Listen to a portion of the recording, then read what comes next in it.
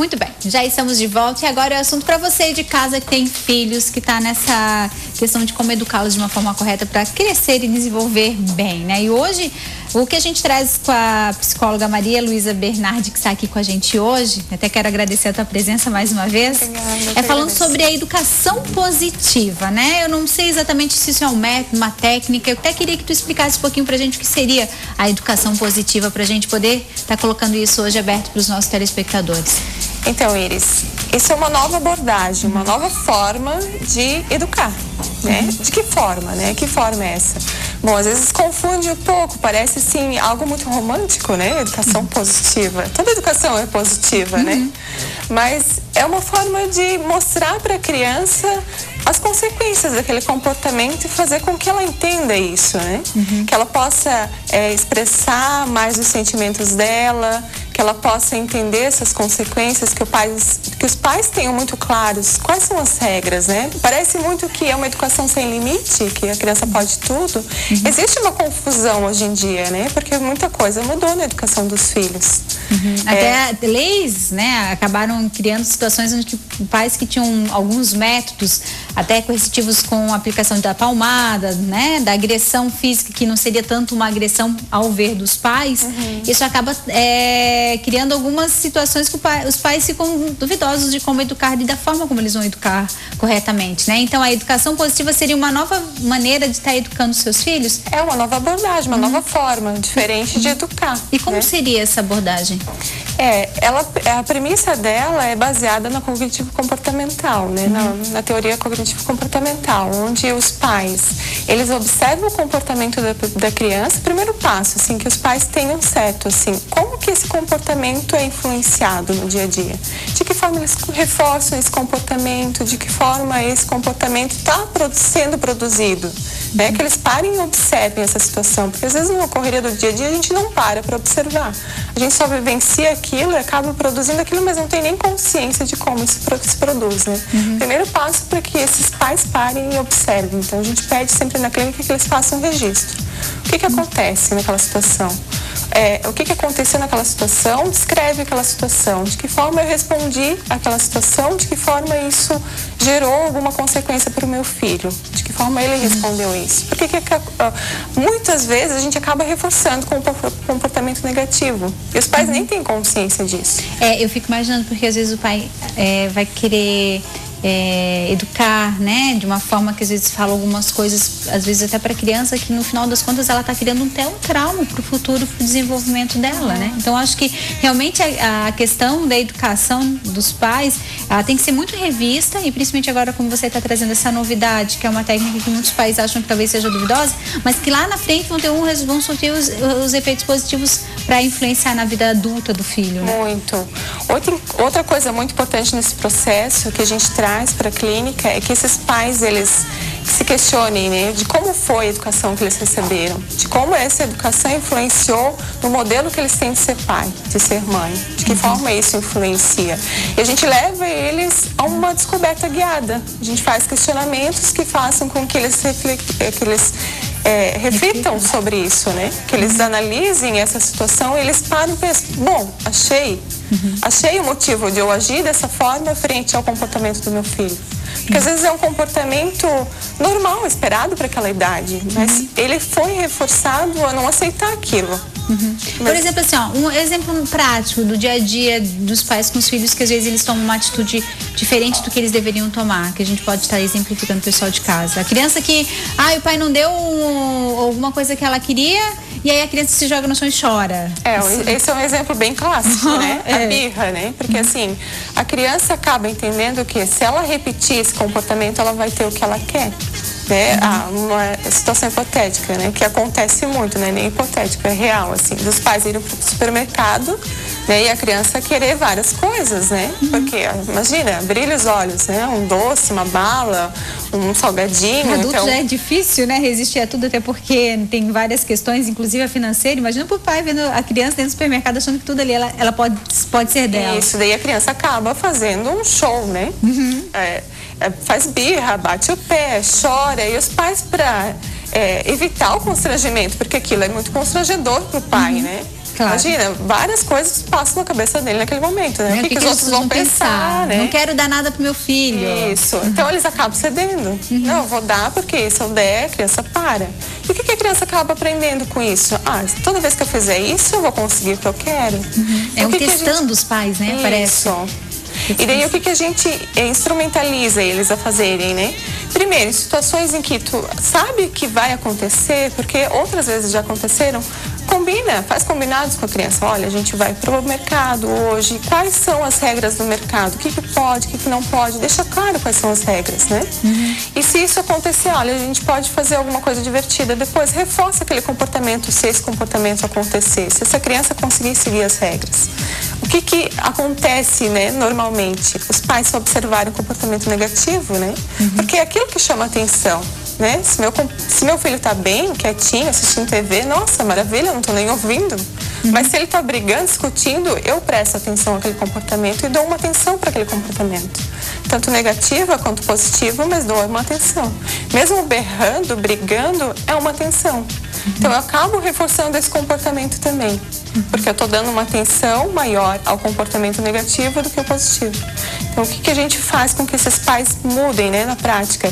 Que eles passem a dar atenção aos comportamentos positivos do seu filho.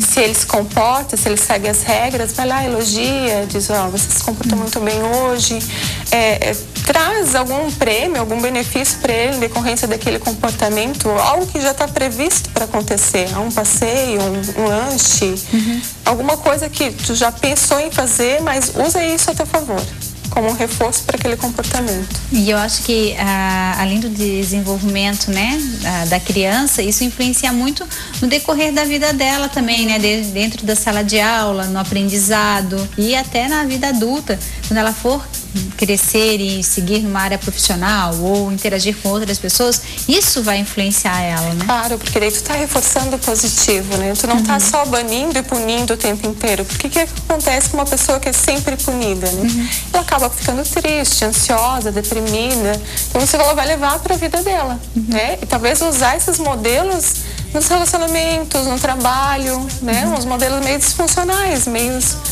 umas distorções que ela vai fazer em decorrência dessas vivências que ela teve. E o que a gente pode dizer também, eu acredito, né, extraindo isso que você hoje passou pra gente, é que a forma da educação positiva não é deixar o filho à vontade para ele fazer o que ele quer, e sim pôr limites, né? Muito pelo contrário, né? Deixar as regras bem claras para ele, né? Deixar bem claro isso, que existem regras em algumas situações em que ele deve seguir e reforçar se esse comportamento acontecer.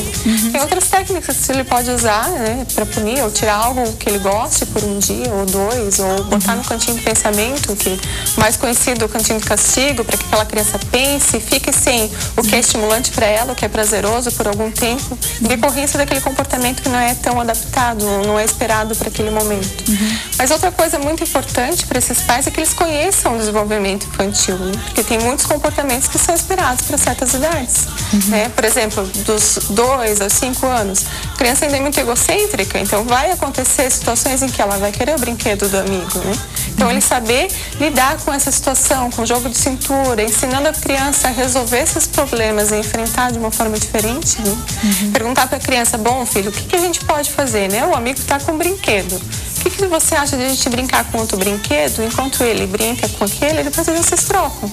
É ensinar a criança a resolver os problemas, né? É diferente do que tu se irritar com aquela situação, porque tu não sabe que aquilo é esperado para a idade e ficar muito bravo, né? E gritar com a criança, dar uma atenção negativa ou positiva e lá dizer, filho, não faz isso, fica bonzinho, né? Uma atenção positiva, mas vai reforçar aquele comportamento também, né? E que eu acho isso também muito importante e que isso me chama a atenção. Eu não tenho filhos ainda, mas eu vejo e observo filhos e tratamentos, né? E quando, por exemplo, uma criança, ela é maior e tem um irmão menor, e aí aquela criança quer um brinquedo que o maior está usando, e aí a mãe diz, dá pro menor que está chorando. Isso acaba cedendo e fazendo com que a criança, que também é uma criança, só que tem uma idade um pouco maior, também acaba ficando tensa, nervosa e ainda traumatizando a criança maior, né? Não, e acaba reforçando o comportamento daquele choro, né? Porque ela entendeu que ela chorou, a mãe fez com que meu irmão cedesse o brinquedo para mim, né? Claro, é uma forma de meio que lidar com aquela situação para que isso acabe, né? Mas existem outras formas melhores, né? Então, fazer com que aquela criança aprenda a negociar, resolver os problemas de uma outra forma, diferente, é melhor. Dá mais trabalho? Dá, muito mais trabalho. Quem disse que ser pai e mãe não ia dar trabalho, né? Então, e é uma forma, uma abordagem diferente que traz resultados positivos, né? Eu observo isso na clínica, assim, a partir do momento que eu coloco esse aspecto do reforço na abordagem clínica, a gente já vê um resultado muito positivo. Doutora Maria Luísa, até para concluir, né? As crianças, mesmo independente da idade, a questão do diálogo, acho que é fundamental para que ela tenha um desenvolvimento, né? Ela tenha um bom comportamento. Dependendo da idade, elas não compreendem muito bem. Então, tô sendo sucinta, clara e breve, resumidamente, assim, né? Não falar muito, não precisa filosofar demais, porque a criança não vai entender, né? Ela entende melhor as consequências, né? Olha, se você fizer isso, você vai ter aquilo. Não é manipular ou comprar a criança, mas não, é negociar e fazer com que ela entenda que para esse comportamento tem uma consequência positiva.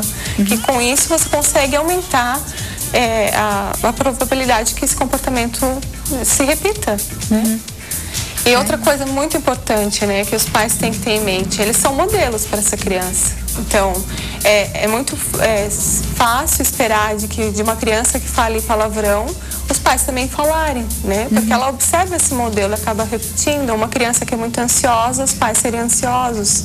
Então, ela acaba repetindo modelos dos pais, da forma como eles reagem às situações. E saber que não adianta cobrar se você não der o exemplo, né? É isso aí. Sim. Doutora, muito obrigada, né, pela presença hoje aqui. Acho que a gente está sempre instruindo muito bem os pais de casa para orientarem bem os seus filhos, criarem seus filhos da melhor forma adequada, né? Para crescerem e desenvolverem da melhor forma possível, sem traumas, né? E é isso que a gente tenta passar, viu? Obrigada. Eu que agradeço. Quero até pedir para a doutora até passar telefone, contato, né? Quem quiser mais orientação, que também não tem esse conhecimento, tem os seus filhos em casa e querem uma ajuda a mais. Então, Iris, eu e mais uma colega de profissão, que trabalhamos na clínica também, a gente vai estar criando grupos de pais para oferecer treino parental, treino de pais, para que eles aprendam estratégias, né, que aprendam algumas formas de manejo do comportamento que eles possam usar diariamente com os seus filhos para melhorar o comportamento deles. Que legal. Isso vai estar se organizando de que forma, né? A gente vai começar os grupos dia 2 de setembro, vai ser em uma escola, a Escola Exponencial Atitude, no bairro Cordeiros, na Reinaldo Schmittausi, e a gente está aceitando, está recebendo as inscrições através do telefone. A gente está entrando em contato comigo e daí está passando melhores informações. Ai, que bom. Então vamos passar o telefone para todo mundo de casa. O meu telefone é 9714-6099. Tem o da Ana, mas eu esqueci. Peço desculpa, mas entrando em contato comigo já está. Não tem problema. Vamos repetir só para o pessoal gravar bastante. 9714-6099. Tá bom. Obrigada, viu, doutora, mais uma vez. Pessoal, rapidinho intervalo. Na sequência a gente volta com mais informações para vocês aqui no Melhor da Tarde. Não sai daí que daqui a pouco mais receita de fondue de chocolate, gente. Já voltamos.